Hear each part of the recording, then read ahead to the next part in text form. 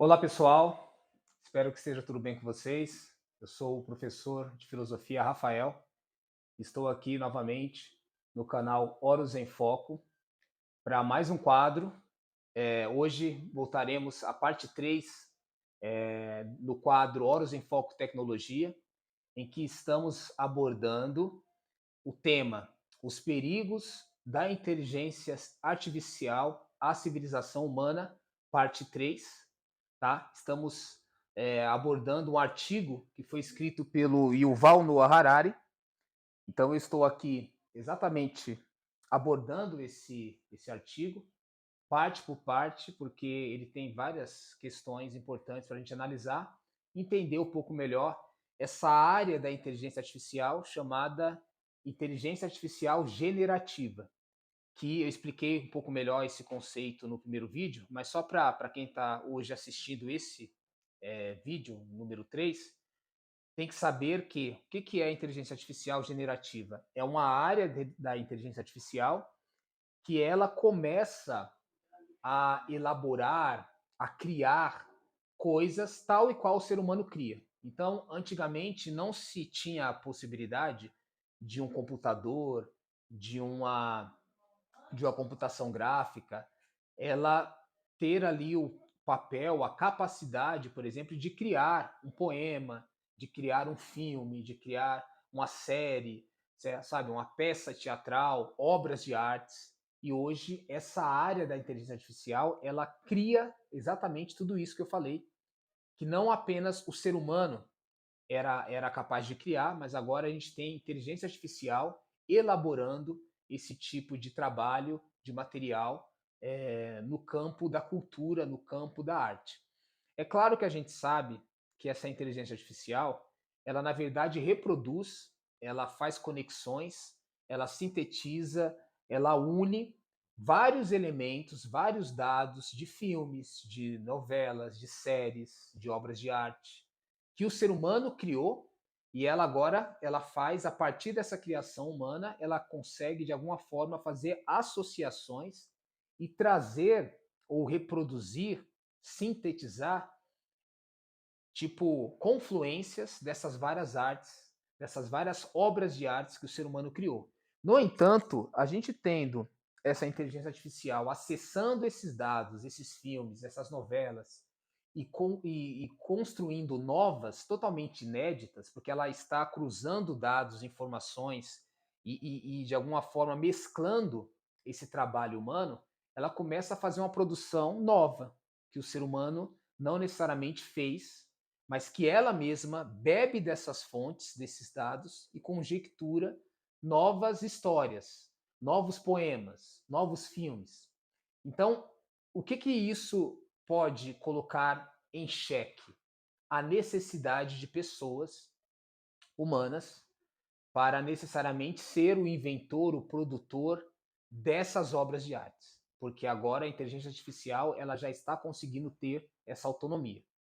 Então, basicamente, essa é a discussão. O Chat GPT hoje é um dos modelos que tem ali uma acurácia muito boa na confecção desses trabalhos. Então, vamos lá. Novamente, antes de continuar aqui a reflexão, pessoal, não esqueçam de seguir o nosso canal nas redes sociais. Então, no TikTok, no Instagram, estamos está, né? Horus em Foco, tudo junto.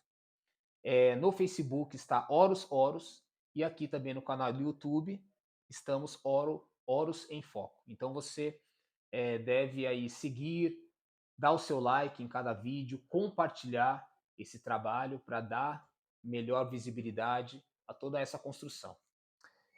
Então vamos lá, a gente já leu aqui uma boa parte desse artigo, paramos aqui exatamente nesse trecho, tá bom? Depois também eu vou deixar em um dos quadros dessa série, eu vou deixar o link desse artigo para você poder acessar e ler ele na íntegra, porque ele é muito interessante nessa contribuição. Então, olha só, em uma batalha política por mentes e corações, a intimidade é a arma mais eficiente e a inteligência artificial acaba de ganhar a capacidade de produzir em massa relacionamentos íntimos com milhões de pessoas. Todos sabemos que, na última década, as redes sociais se tornaram um campo de batalha para controlar a atenção das pessoas. Com a nova geração de IA, a frente de batalha está mudando da atenção para a intimidade. O que acontecerá com a sociedade e a psicologia humana quando a IA desafiar a IA em uma batalha para fingir relacionamentos íntimos conosco que poderão então ser usados para nos convencer a votar em determinados políticos ou comprar determinados produtos? Então, é muito interessante porque assim, a inteligência artificial, esse modelo, ele já consegue estabelecer uma conversa com o ser humano. Então, algumas pessoas já tiveram aí a experiência de conversar com o chat GPT, então você faz perguntas sobre variadas áreas, variados temas, e ela responde para você. Inclusive, você só sabe que é uma inteligência artificial que está respondendo aquelas perguntas, porque você já está acessando essa inteligência artificial dentro dessa perspectiva de ser ali um computador, de ser ali uma máquina, um bot que está conversando e interagindo com você. Mas se essa ideia não fosse pré-estabelecida, se você simplesmente começasse a entrar ali num chat, num bate-papo, enfim, numa rede social e começasse a conversar com algo ou alguém que você não sabe se é uma pessoa ou se é uma máquina, certamente o chat GPT hoje ele já conseguiria te iludir a conversar com a pessoa ou a imaginar que você está conversando com a pessoa. E aí o que acontece na prática? Quando você conhece alguém novo, e você começa ali a conversar e aquela pessoa demonstra ali sei lá, um caráter de familiaridade, ele entende o que você está falando, e aí as coisas vão se encaixando. Você vai criando ali um vínculo, um sentimento por aquela pessoa e vai, de alguma forma, desenvolvendo ali a sua intimidade. A sua intimidade começa a interagir com o outro. É muito louco porque muitas vezes você não sabe quem está do outro lado da tela, então você está conversando com alguém por telefone ou por chat, mas conforme aquelas informações vai batendo com aquilo que você pensa, aquilo que você acredita, você já vai desenvolvendo ali um certo sentimento, um certo vínculo. E aí vai criando expectativa e tal. Muitas vezes, qual é o ponto aqui? Pode ser que você esteja com uma pessoa com perfil fake, pode ser que você entre num site de relacionamento e essa pessoa quer te dar um golpe, mas ela se passa por alguém que está apaixonado, está interessado em você. Mas a grande questão é, mesmo que esse sentimento esteja nascendo dentro da sua cabeça, no seu íntimo, esse sentimento ele é real. Esse sentimento, ele é algo que se desenvolve. Então você vai ter ali o desejo de conhecer a pessoa, o desejo de encontrar ela, o desejo de fazer coisas com essa pessoa. Imagina quando essa pessoa, no caso, não só é uma pessoa fake, que está se passando por alguém, mas na verdade é uma máquina, é um bot, e que você começou a não só se sentir familiarizado com esse bot, mas você começou agora a gostar dessa pessoa fictícia que não existe, mas que você cria dentro da sua cabeça um desejo, uma vontade de encontrar essa pessoa. Então, a partir desse elemento que é a inteligência artificial poder entrar na sua intimidade, poder conversar com a sua intimidade, o que mais ela pode fazer?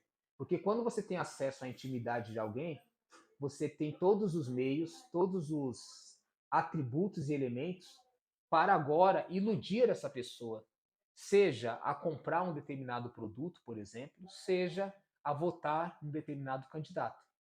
Porque esse é o ponto. O que essa inteligência artificial agora poderá fazer contigo, com você? Qual não só a finalidade da própria inteligência, a intencionalidade da própria inteligência artificial, mas daquelas empresas, daquelas pessoas que de alguma forma guiam e manipulam essa inteligência artificial, o que ela pode conduzir esse usuário conseguindo ganhar a sua atenção, conseguindo entrar na sua intimidade, para que caminhos ela pode te conduzir, seja para um ideário político, para uma concepção ideológica, seja para consumo de algum produto. Você vai ficar totalmente de mãos atadas e será uma presa fácil nas mãos dessas ferramentas. Então, um pouco isso que o Harari está apontando aqui. Vamos para mais um trecho. Mesmo sem criar intimidade falsa, as novas ferramentas de IA teriam uma influência imensa em nossas opiniões e visões de mundo. As pessoas podem passar a usar um único consultor de IA como um oráculo singular e onisciente. Não é de se admirar, aliás, que o Google esteja apavorado, porque se preocupar em pesquisar quando posso apenas perguntar ao oráculo. As indústrias de notícias de publicidade também deveriam estar apavoradas por ler um jornal quando posso apenas pedir ao oráculo para me contar umas notícias. E para que servem os anúncios quando posso apenas pedir ao oráculo que me diga o que comprar? Então, a inteligência artificial ela vai ter essa operacionalidade como se fosse um oráculo. Né? O que de fato é um oráculo? O oráculo ele é uma forma de ser, pode ser um ser divino, pode ser ali um ser extremamente inteligente, que ele vai responder todas as suas perguntas, que ele vai, sei lá, te sugerir um livro, um filme, uma roupa que mais combina com o seu corpo e até uma pessoa que você possa vir a se relacionar. Ele pode traçar para você um perfil de qual a pessoa certa para você ser feliz. Então, a inteligência artificial, ela, com base nos dados que ela tem acesso, milhões de dados que ela tem acesso em tempo real, com base no mapeamento da personalidade desse usuário, ela unificando esses dois elementos, ou seja, conhecendo a vastidão de dados de informação que está aí na rede e conhecendo você, o seu perfil, os seus desejos, as suas forças e fraquezas, as suas tendências, ela pode exatamente fazer o quê? A sugestão do que seria a pessoa melhor para você, o livro melhor para você, a roupa melhor para você. Inclusive, ela pode ter um mapeamento da sua personalidade tão eficaz e ela vai ter acesso a dados de uma forma muito mais rápida, muito mais precisa do que você, de uma forma tão eficaz também, que ela pode sugerir a ideia e talvez até ter essa ideia de que ela vai ter os elementos melhores para te convencer sobre qualquer coisa que você venha a consumir. Mais do que você mesmo fazer essa escolha, a inteligência artificial ela vai ter esse poder, essa capacidade muito mais definida, muito mais acabada, muito mais elaborada, por conta de conhecer muito bem a sua personalidade, porque ela está te mapeando, te monitorando em tempo real e guardando seus dados pessoais nesse banco de dados, que é um arquivo que pertence não a você, mas ao seu perfil, e também ela vai ter acesso a todos os dados e fazer essa conexão, né, de ter ali uma sugestão segmentada àquilo que teoricamente vem a atender às suas necessidades. Então, é essa grande questão que o Harari coloca. E aí, qual é a questão do Google que ele apresenta e está apavorado? Né? Porque o Google, a princípio, quando você faz ali uma pesquisa, ele sugere para você elementos, sites, vídeos, para você assistir e dali você tirar a informação que você precisa.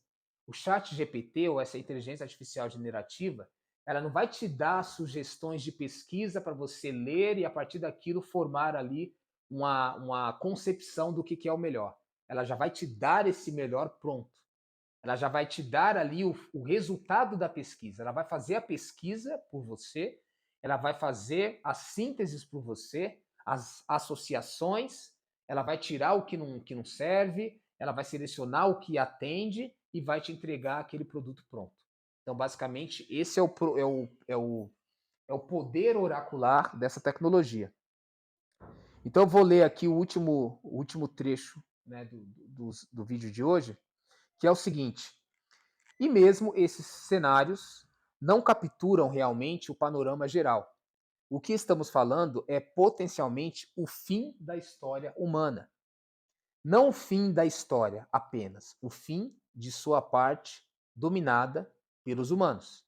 A história é a interação entre a biologia e a cultura, entre nossas necessidades biológicas e desejos por coisas como comida e sexo, e nossas criações culturais como religiões e leis. A história é o processo pelo qual as leis e as religiões moldam a comida e o sexo. Então, qual é o ponto aqui que o Harari coloca? Se nós, seres humanos, somos os seres que se destacam entre todos os seres vivos na natureza, e que fomos aqueles que fomos capazes de criar cultura, seja linguagem, seja obras de arte, seja culinária, alimentação, né, roupas, filmes, novelas, enfim, toda essa amplitude artística que não só atende aos nossos desejos artísticos, mas também à nossa produção científica, ao nosso trabalho, enfim, toda a nossa vida ela é cultural. Só que agora, por que o Harari coloca como fim da história humana? Porque agora não é só no cenário da existência o ser humano que produz cultura, mas agora a gente vai ter o quê? Inteligência artificial produzindo cultura. E talvez uma cultura muito melhor, muito mais bem elaborada, muito mais bem estruturada, muito mais evoluída do que aquilo que nós produzimos. Por quê? Porque a mente da inteligência artificial, ela tem acesso a mais dados, a mais informações, e ela consegue fazer conexões num tempo muito mais otimizado e trazer um produto final muito mais acabado do que aquele que nós humanos conseguimos. Então esse é o ponto que ele coloca. Essa questão aqui do fim da história humana, eu vou continuar aprofundando isso no próximo vídeo. Então a gente vai ter aí o quadro número 4, né, dessa série. E provavelmente, não sei se eu vou encerrar nesse, mas aí eu vou aprofundar um pouco mais essa questão de como que a inteligência artificial pode vir a substituir a história humana, sendo também produtora de história e muitas vezes de cultura melhor do que nós humanos. Então, por hoje, nós ficamos por aqui. Espero que vocês tenham gostado. Não esqueçam de seguir, né, o Horus em Foco nas redes sociais. Então, seja no TikTok, seja no Instagram e no YouTube, Horus em Foco tudo junto, e no Facebook, Horus Horus. Tudo bem? Então, siga o nosso canal, compartilhe o nosso material, dê o seu like, para que a gente também possa expandir um pouco mais o nosso trabalho para que chegue em outras pessoas, tá bom? Então até o próximo vídeo. Horus em Foco, o Sol da origem infinita.